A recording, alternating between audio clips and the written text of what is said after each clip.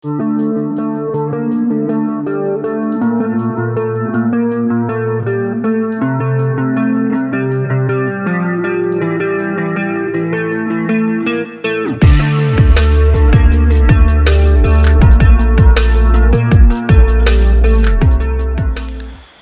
Planter Indonesia. Assalamualaikum warahmatullahi wabarakatuh. Pada malam hari yang berbahagia ini, izinkan The Brondol menjawab pertanyaan dari sahabat The Brondol yang bertanya via kanal YouTube berkaitan dengan penggunaan paraquat dan metilmesulfuron untuk mengendalikan anak kayu. Pertanyaannya adalah bahwa Pak Pendi, bahwa paraquat itu kok, paraquat kan herbisida kontak, namun kok ditambah dengan metilmesulfuron itu merupakan herbisida sistemik, apakah tidak bertolak belakang? Maka izinkan The Brondol untuk menjawab pertanyaan ini di malam hari yang berbahagia ini, bahwa paraquat sebenarnya adalah sebuah herbisida terbatas yang mana memang penggunaannya untuk perusahaan yang RSP atau ISPO sudah tidak boleh digunakan, karena pada prinsipnya sebenarnya adalah herbisida paraquat ini harus penggunanya harus terlatih dulu pada prinsipnya. Namun masyarakat pada hari ini masih bisa menggunakannya.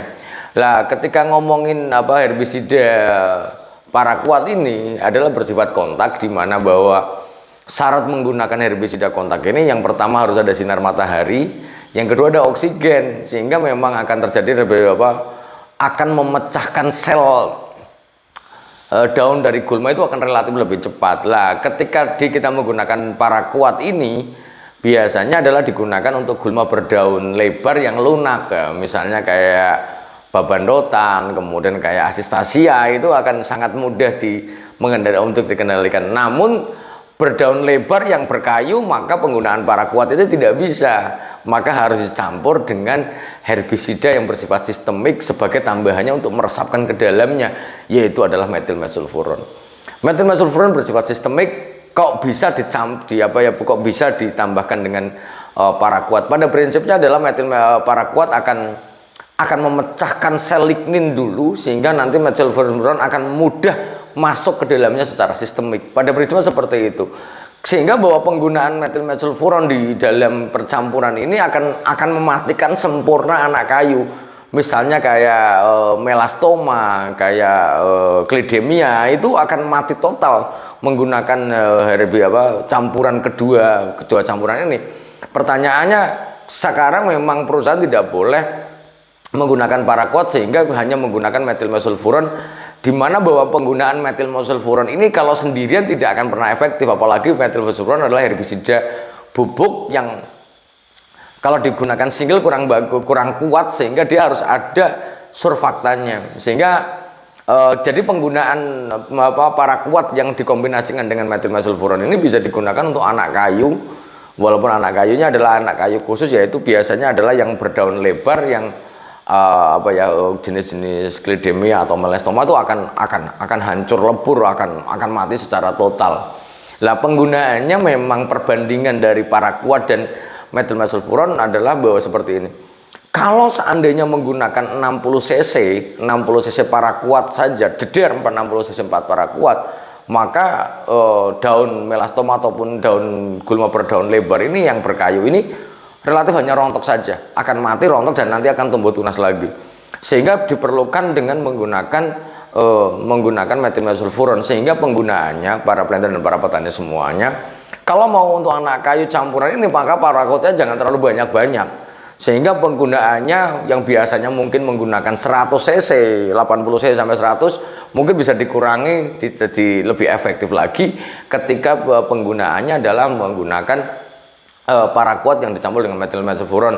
Misalnya 60 sampai 80 yang dicampur 1/10 metilmesulfuronnya. Sebagai contoh, misalnya kalau Bapak Ibu semuanya menggunakan menggunakan 60 cc, maka 60 cc paraquat, maka 1/10-nya sampai 1/16-nya metilmesulfuronnya. Misalnya pakai 1/10-nya, maka menggunakan 6 gram metilmesulfuron, bisa menggunakan metsulindo ataupun ali, yang monggo saja, nggak ada masalah, tapi percampurannya harus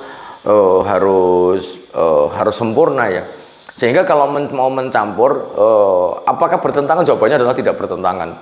Kalau perusahaan ditanya tidak ada sebuah aturan main dalam e-sport atau RSPO, tetap akan menggunakan paraquat pada prinsipnya karena sangat efektif sekali.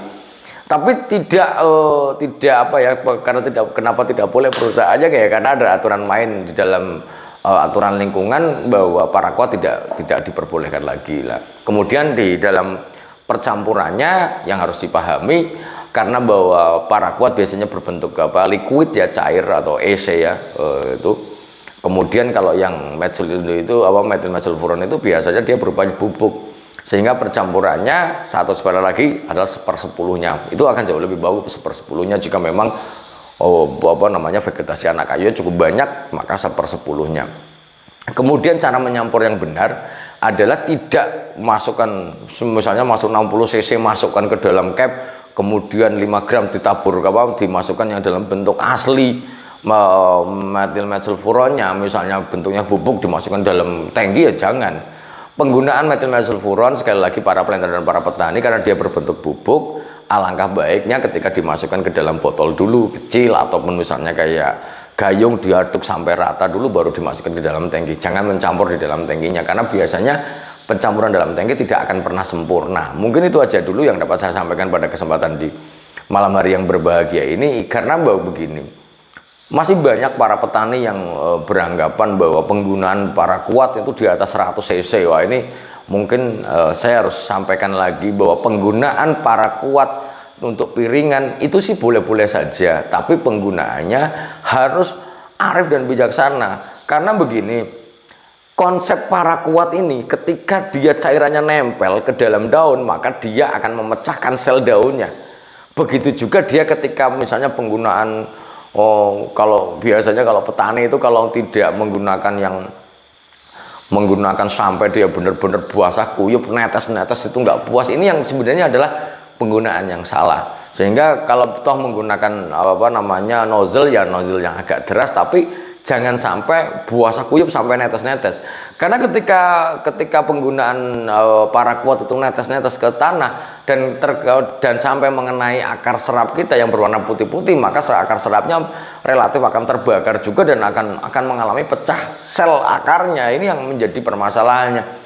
Maka penggunaan paraquat tidak dibenarkan lebih daripada 100 cc, apalagi kalau dicampur dengan metil methylfuron, maka penggunaannya yang tepat adalah 60 sampai 80 yang dicampur dengan 1/10-nya. Tapi kalau mau nyoba monggo saja, terutama seperti gulma di depan, yaitu adalah jenis melastoma, kemudian